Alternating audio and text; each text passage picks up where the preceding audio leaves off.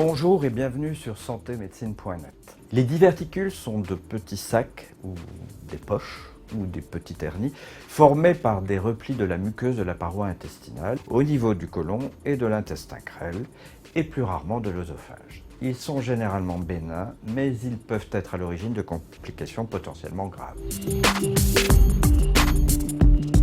Commençons avec la diverticulose qui se caractérise par la présence de petites hernies sur la paroi du côlon. Elle est généralement asymptomatique, mais elle peut évoluer vers une diverticulite du sigmoïde. Le sigmoïde, c'est la portion du côlon descendant interposée entre le côlon gauche et le rectum. Cette diverticulite du sigmoïde est une infection d'un ou plusieurs diverticules du segment sigmoïde du côlon. Non traitée ou dans sa forme sévère, elle peut évoluer en abcès, péritonite ou hémorragie digestive.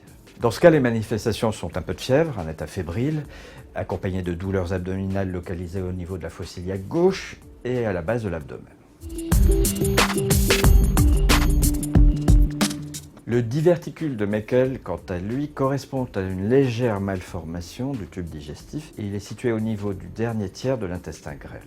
Il touche environ 3% de la population. Les complications, qui sont plutôt rares, sont l'hémorragie intestinale liée à une production acide à l'origine d'une ulcération, l'obstruction, c'est-à-dire l'occlusion, et la diverticulite.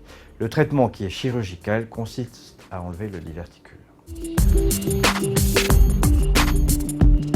Le diverticule de Zenker, ou diverticule pharyngo-œsophagien, est une hernie de la muqueuse de l'œsophage.